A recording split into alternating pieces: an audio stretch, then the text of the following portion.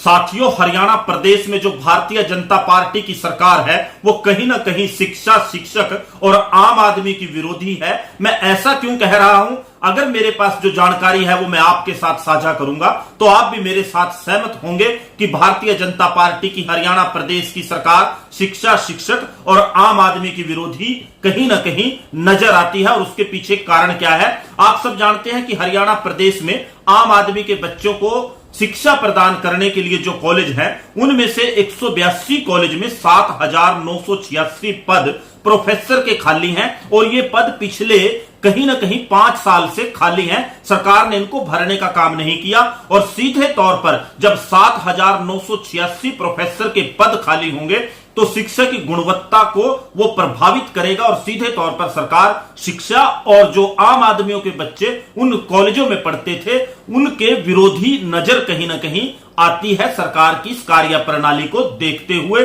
और दूसरा, शिक्षकों के खिलाफ सरकार है, शिक्षक विरोधी है। अगर ये प्रोफेसर के पद भरे जाते तो कहीं ना कहीं काबिल और योग्य युवाओं को रोजगार मिलता।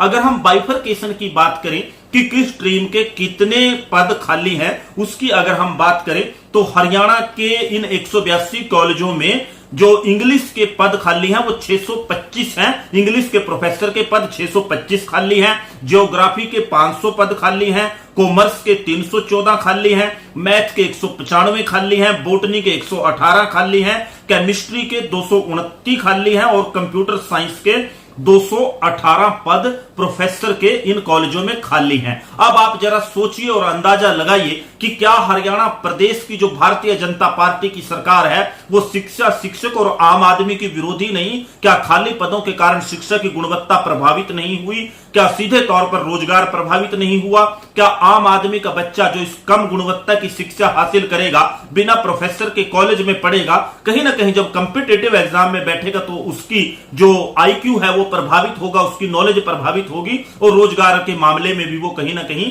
पिछड़ेगा। और सरकार अगर इन पदों को भर्ती करती तो कहीं ना कहीं रोजगार मिलता। जो शिक्षक युवा है जो प्रोफेसर पद पर जो नियुक्त होकर सेवा शिक्षा के माध्यम से करने का इंतजार कर रहे हैं उनको भी रोजगार मिलता। और अगर यह आंकड़ा देखा जाए कि पिछले 5 साल से जो खाली पदों की तरफ ध्यान नहीं दिया 7,986 प्रोफेसरों के और 182 कॉलेजों के, आप उसका देखिए कितना मास इफेक्ट पड़ता है, कितने लोगों पर, कितने विद्यार्थियों पर उसका फर्क पड़ा होगा।